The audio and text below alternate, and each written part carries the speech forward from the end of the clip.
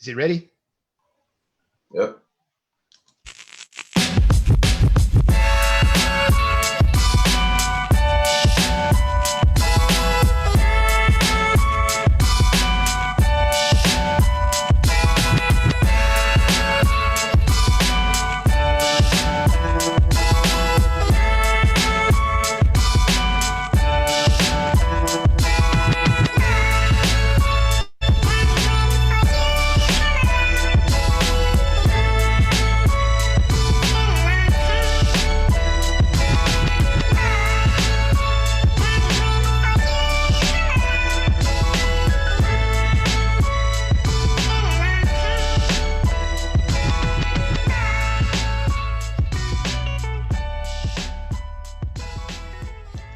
All right. What's going on, folks?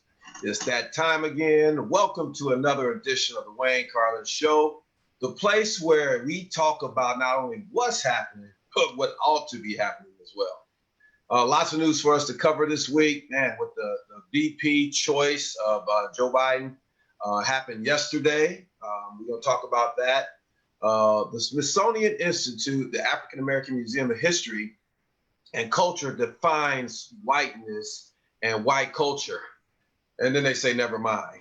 And so we're going to talk about that a little bit. And we're also going to talk about the subject of critical race theory. So stay tuned. We're going to have some good discussions today. And again, I'm Wayne, coming to you from California.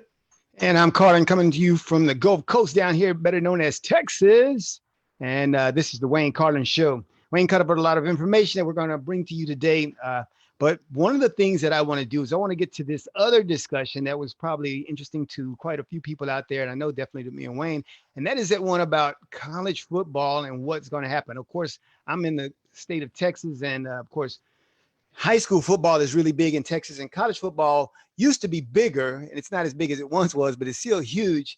But more than anything, the implications of what that means in the towns of Texas, because, you know, like while Baylor might be a very big football school, nobody really knows about Waco, Texas, unless they're talking about David Koresh or, you know, or anything else. Like, so that city is really impacted by that one school there and what that football program brings. So I want to just have a little discussion about that, because I think that has a huge impact. And of course, this is all related, of course, to our other big issue, which is the pandemic. All right. So whether or not we're going to play athletic sports at the college level or have schools back in session in high school and college level, all those are victims of the pandemic. And so some very key questions that we need to think about as we talk about that. One of the things I want to cover is that the division. Of course, we're the American Unity Movement, and we talk a lot about unity. And why is that important? It's important because these things, when you face obstacles in life, the only thing sometimes, and I think about this, I guess, from my Marine Corps background, the only thing that can get you through the battle sometimes is the fact that we're in this thing together. We're in this thing together. So that's kind of why we push the unity so much. And it's when you have issues like this, what can happen? What kind of solutions can we arrive to with a sense of unity? Because as it says here on the slide about college football, I read an article and it talked about the division. So you got the players, you got the coaches, and you got the athletic directors. These are the people who want football to happen. They're like, yeah, football's got to happen. This is fall, and this means football time in America. It's got to happen. But on the other side, you've got people who are using their brains and thinking logically, not just with the sentiment of we got to play football because it's football season. They're thinking about the risk involved if you have something happen related to this virus. You have a lot of people who contract this, and God forbid you have some people who pass. You got lawyers. You got the presidents of these institutions going, what is going to be our liability? What are people going to say about our institution if something like that happens? And that could be very disastrous. And so if you haven't been watching the news, which I saw this yesterday, they have what's called the Power 5 conferences in the country. Those are the big conferences, you know. And so out west for you, Wayne, that's your Pac-12, you know. So you got these big, huge conferences. So there are 5 of those. They call them the Power 5. Well, yesterday, the Big Ten and the Pac-12 canceled their seasons. So they canceled theirs. And so everybody's still waiting on the ACC and the Big 12. They're waiting to see what these other conferences are going to do. And so that's hanging in the balance. But right now you've had those 2 who said they're not going to have a football season. And so then you think about the smaller college level, because like, I went to not a Power 5 conference school, University of North Texas, although they're Division I, schools like that. So they'll all be determining what they do, I guess, based on what the Power 5 does. And so you've got 2 out right now, and you got 3 left pending to decide exactly what they're going to do. I watched an interview this morning, the president of the Pac-12, and his main emphasis during this interview was safety of the players, safety of the players, safety of the players. He did talk about the impact that it was going to have financially on his conference and, the surrounding communities. He mentioned all that. And like we were talking about earlier, hotels, just everything, how it's going to be impacted. But he kept going back to the issue of the players. And he's the president, like you were saying, he's the president of the Pac-12. So where there's a lot of players, and I don't know if it's most of the players at this point, but a lot of players are tweeting about they want to play. They've been getting geared up. They're ready. They want to go. And he is the president, sitting back going, president of the Pac-12, that is, saying no. But they didn't. He didn't cancel it. They postponed it. One thing he said is he's hoping that they can play in the spring. So I don't know how that's going to work, but that was one of the things he was saying this morning. So, wow. So that's their idea. We didn't cancel it. We just postponed it. And so it gives everybody the idea that I guess this can happen. And in some cases, I think they're thinking about in the spring, we can play football in the spring. And I think that's going to be tough for people to kind of fathom how they rearrange their lives to adapt to football in the spring. We don't do football in the spring. Yeah. This thing is input. You already been talking about how small businesses have been impacted. But think about all the other small businesses, restaurants, hotels, Uber, all the things that go along with, football weekends where people travel all over the country for college football. Now, I'm not a big college football guy. I watch college basketball more than college football.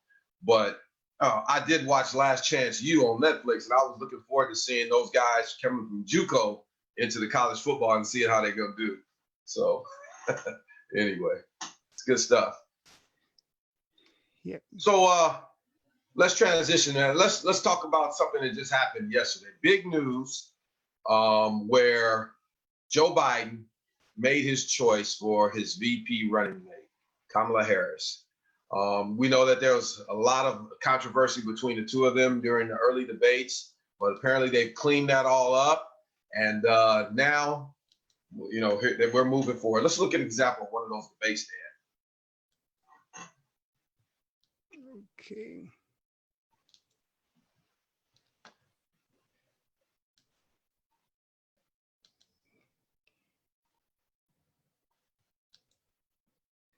Got to find that right clip. Yeah, it's a good one. I remember it. Yeah, I'm trying to get to it. Let me see here. Struggling here.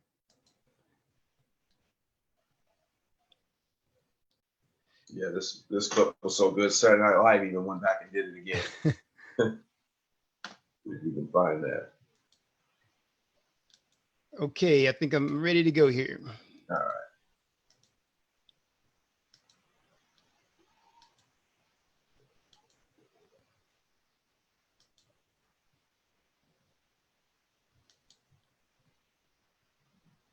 Growing up, my sister and I had to deal with the neighbor who told us her parents couldn't play with us because we were black. I do not believe you are a racist. And I agree with you when you commit yourself to the importance of finding common ground.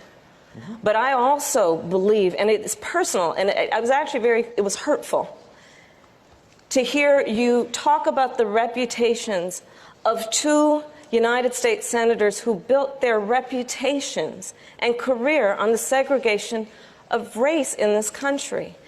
And it was not only that, but you also worked with them to oppose busing. And, there was a little girl in California who was part of the second class to integrate her public schools. And she was bused to school every day. And that little girl was me.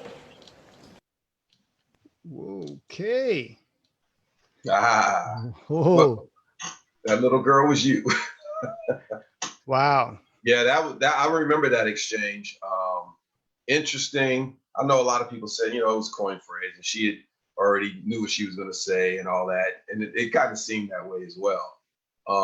But it was significant because Joe Biden did have a history of of voting against certain things that appeared to be I don't necessarily, like she said, I don't want to call it racist, but definitely seemed like it had some issues along color lines back then. So her bringing that out was, I guess it was very important at that time. Yeah. And so what do you think about some of the key questions that revolving around her being picked? What do you think the influence is on the actual race, the entire presidential race, the fact that she's added in? Increases chances, decrease? What do you think? Right. It's kind of hard to tell right now early on. I know he had been kind of put himself in a box to say that he was going to pick a woman, and then a woman of color kind of became the issue here. But there are a lot of people who do not trust Ms. Harris, especially out here in California where she actually worked.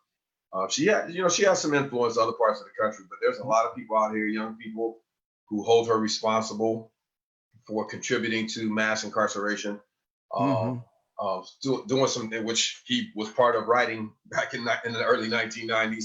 He co-wrote it, and then she, had a lot of work on that. So they're going to have some big hills to climb out here, even though most people think California is automatic, because of the electoral college and all that. But still, there's some people who are not too excited about her, where there are other choices, Abrams and Rice and others. So that's interesting because she's California, she's Bay Area born and raised right out here 30 miles from where I live, and very heavily influenced. So we're going to wait and see about that. It's going to be an interesting race to see where those two are coming from at this point. Yeah, because when you bring that up, I think it's because, of course, Biden, like most Democratic presidential candidates, will always win California. But the question is, what kind of impact will that send to the rest of the country? Because if there are a lot of people, naysayers for Harris from California, who are the people who know her, I think then you stand a chance of having a negative impact in some of the other states that might be more pivotal, such as a state such as Texas, which is a purple state and can go either way. And maybe even some of those pivotal states in the Midwest, such as Michigan and things like that. So it's going to be interesting to see how that gets played out with her background, because of course it's going to come up. The opposition research, they've already got tons of that. They'll bring up the Willie Brown information. They will bring all of that to bear, and we'll see what happens. But here's the other thing, and I think that one of the important things is Alan Lichtman, who is the guy who predicted Trump's win in 2016 and who has predicted every presidential election since 1984 correctly, says that Biden's going to win. And I thought that was pretty amazing because he's the same guy who said Trump was going to win when nobody else thought Trump was going to win at all. And he's using the same standard, same tools, and he's saying Biden's going to win. He says, because it's not really about the competitor, it's about the incumbent and what the incumbent has done or failed to do. And I went, whoa, that sounds very solid to me, And so that's one of the things. So it's almost like any of that information you bring up on her really is kind of irrelevant. And I think that would be, if I were running, if I were Biden or Harris, I would say, let's just be about the issues, let all the dirt come up, and let's just run on the issues, because I would let the incumbent president run against his record, and some of the things he said. And that's what I would do, Yeah, I think one of the things that would help her, you talked about middle America and other parts of the country, is she was and is tough on crime. So where a lot of people think, they talk about the law and order president and all this stuff. She is going to, she won't have that position as VP. But when they try to, talk about what she did in the past, she was tough on crime. A lot of people didn't like that, but as the president says, it is what it is. So we're going to see how that plays out. Yeah, and you're a law enforcement guy, so tell me, how do you think that is going to play out? Her being top cop, having that position, and you got in the meantime her same party pushing the narrative, defund the police. So those things seem to be at odds to me. Defund the police, and she's like the big top cop who's been tough, and is the head cop. Right, and a lot of accusations that are going to come against her is that she did certain things to woo the police associations, which are very powerful in a lot of cities, So they're going to use that against her as well. But, this whole defund the police thing, that's another topic for us. But I think if she addresses that properly, because there are certain ways that money can be reallocated into certain areas of cities where police were taking certain responsibilities that they probably shouldn't have been. And that money can be reallocated into another area that's more viable, that can actually help, regarding maybe youngsters, keeping youngsters off the street, giving them a place where they can go. So hopefully she and Joe Biden will come up with an excellent plan to not make it seem like they're trying to make police go away, because they're not going to do that. That's not their vision. But how can they use some of those resources better? You think there'll be a hard cry from their far left base to push that agenda? And how will that affect them if it is? But I think they'll compromise. I think they understand, that far left will understand that, this whole defunding and some people talking about abolish, that's not going to happen. We already seeing a rise in crime in major cities. And I think, criminals are going to take advantage. That's what criminals do. That's what they've always done. When they see a weak spot, a weak point, they're going to do their best to take advantage of it. And, we've talked about that. We've discussed things that has gone on in different cities. We can't let that happen, or we're going to get to the point where the Bible talks about lawlessness abounding and just anarchy. And we don't want that. We want to make sure we have places where people can feel safe. So hopefully she can handle that, and Biden can handle that if they win. Okay. Okay, so let's transition now. Let's talk about this. This is one of the other things we say we're going to address today.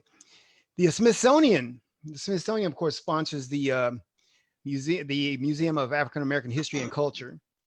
And they put out this infographic. They do a lot of education, and I looked at their website, and they've got a lot of information about race. And of course, me being Mr. Erase Race and believing that race shouldn't exist, I have some issues with that. However, I do believe that race should serve a historical purpose, and we should refer to it historically. So in other words, when I talk about Black people, I would say historically represented as Black people, like we do HBCUs. You were historically represented as Black, but we know now that you are really not Black. So we need to, and we really don't have to come up with a term. You don't necessarily need a term, because you shouldn't refer to people based on skin color. We don't walk around saying, hey, there goes that blue-eyed guy. That's not a way to reference people based on their physical characteristics, but nevertheless, I think that it happens, though, as a result of the concept of race. When you have that construct in place, you support it. Your narrative supports it, your jargon, your terminology, your everything that you do, the way that you structure life is built on support of that concept. And that's why I think it's so insidious and such a bad idea, because we put in place things to support it. I mean, even think there's terms like white privilege, white fragility, and even this thing that I'm going to talk about later, critical race theory, all those things come about to support the industry of race. And I think some people have a vested interest in making it an industry, because that means there's money to be made off of keeping this concept alive. But that's a different discussion. Today, we're going to talk about this graphic that the Smithsonian put out. They put it out, and then of course they took it down shortly after it went out because they got a lot of backlash. And so let's talk about this and see, why would you disagree with this, or why would you even agree with this? And so it's called Aspects and Assumptions of Whiteness and White Culture in the United States. So you start with this idea of whiteness and white culture, then it validates everything that is against what people like me believe, that there is no such thing. Now, because some people felt like they made this thing, they invented this concept, just because they invent it doesn't make it valid. All right. So yeah, you got a lot of things that people create, doesn't make it valid because everybody believes in it. There's some things that are invalid regardless if everybody believes it. Remember the story, the emperor has no clothes. Mm-hmm. I don't care who refuses to tell that emperor he's got no clothes on. He's got no clothes on.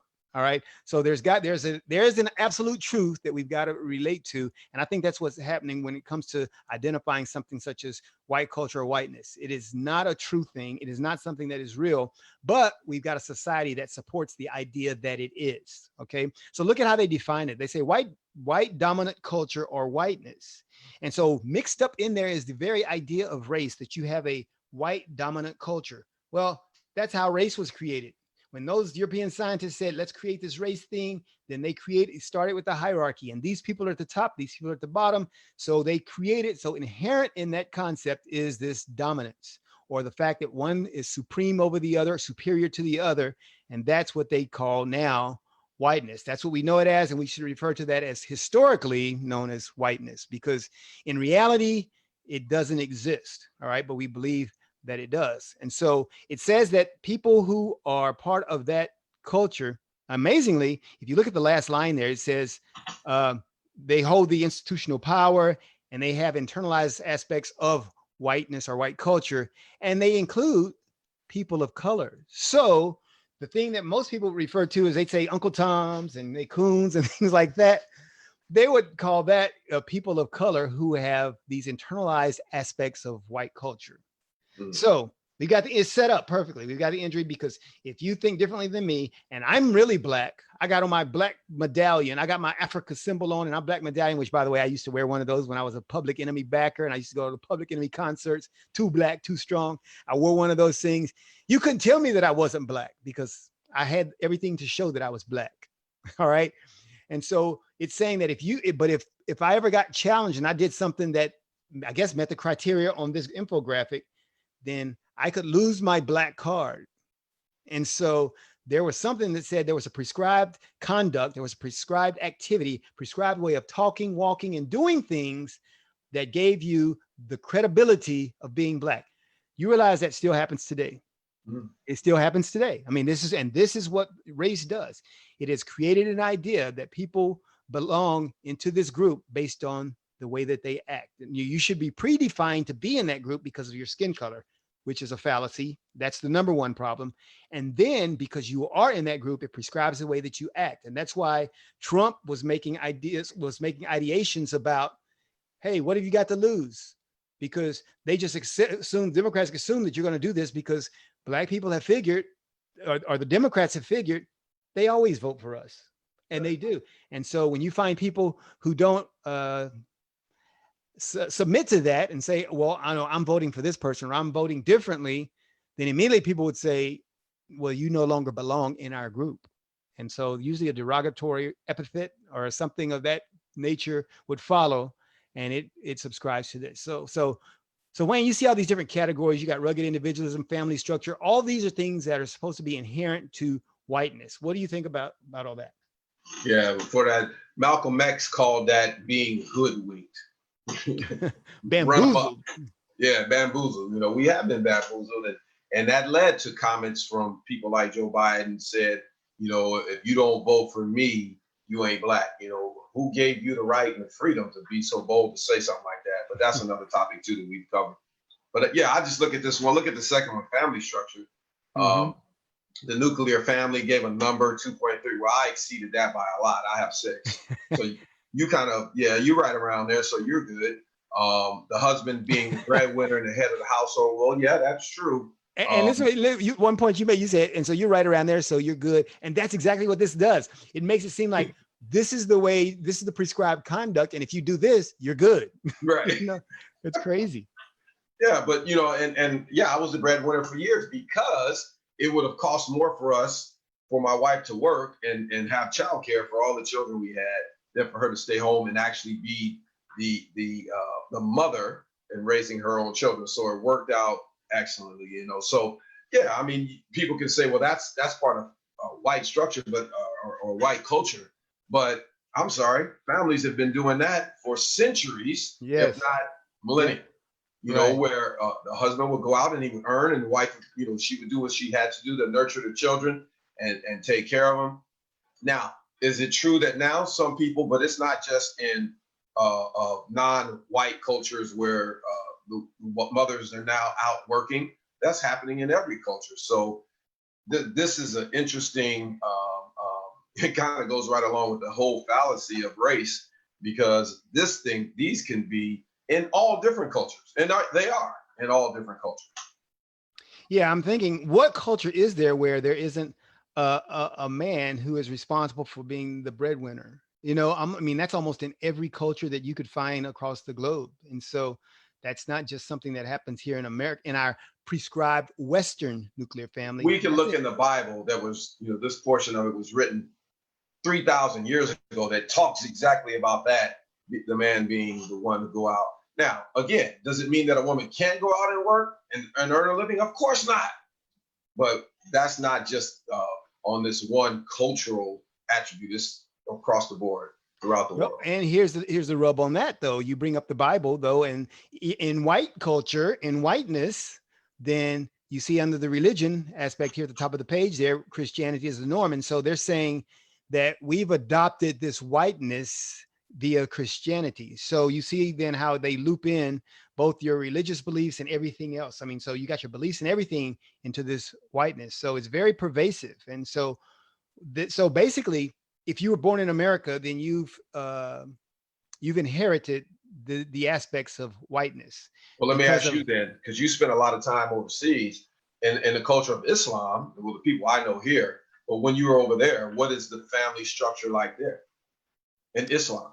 Oh, you've got the same issue. I mean, the basic family structure, which is one thing that I think cuts across every religion, every ethnicity, every belief system that we've had, has always been father, mother, and children. I mean, that's been the concept. It was and they got a beautiful family structure in Iraq, and I can speak for Iraq, and I think most Islam and or Arab countries have the same concept. It's beautiful because you got the matriarch and the patriarch who are there, and one of the things they do is they've got the house structure built.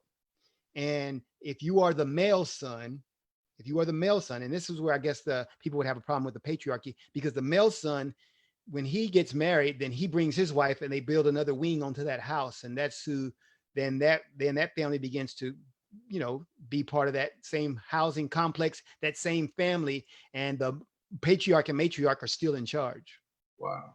There, and that continues on through the male line. And so in one patriarch and matriarchal household, you could have 3 sons with their daughters all living in various wings of the house, which when I looked at it, and I went and against the rules of one of my bosses, went and spent the night at one of the guys' houses.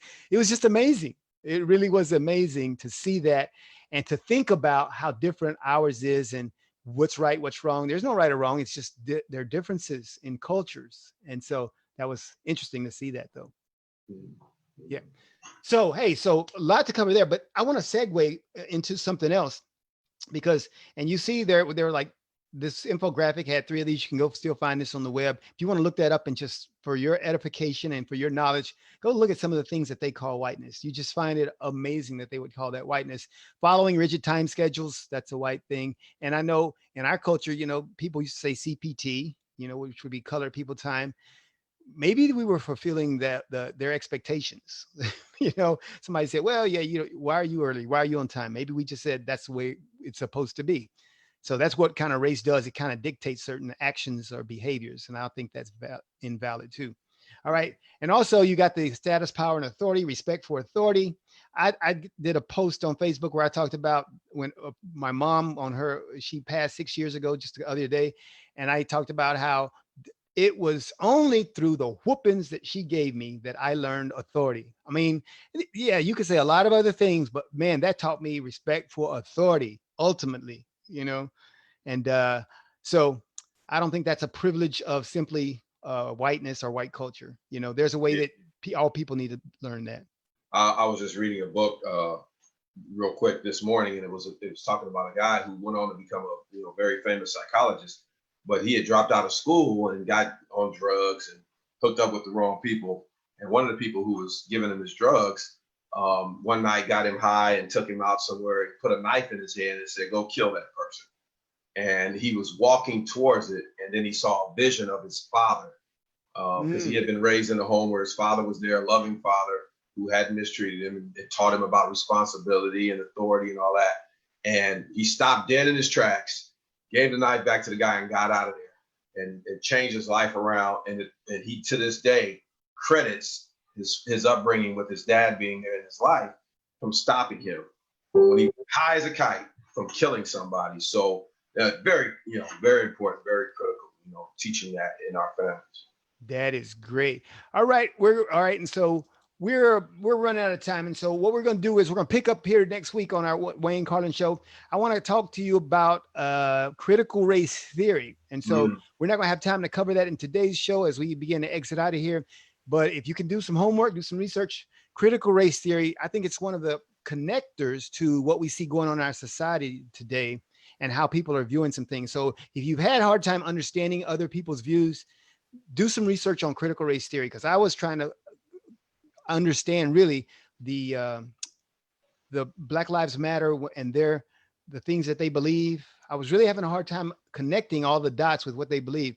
When I began to look at critical race theory, it offered a lot of explanations. And so we're going to cover some of that next week. We'll cover the tenets of critical race theory, and we'll spend more time really talking about those things so that we understand what critical race theory is. And so last thing we want to do before we get out of here today, though, we're going to always ask you, of course, for there are ways to support. You can donate, you can volunteer, but we want to also cover this I wanted to cover, I don't see my book. I'd put a slide in here because I wanted to start for educational purposes. We want to make sure that people understand that you've got to really do some education to understand why we espouse some of the things that we espouse. And I think one of those things is reading some really good material. One of those is a book by Ashley Montague, and I put that slide in here. I must have put it in a different PowerPoint. I don't see it in here because it had a picture of the book so that you could recognize it. But go out on Amazon, look for it. It's called Man's Most Dangerous Myth, The Fallacy of Race.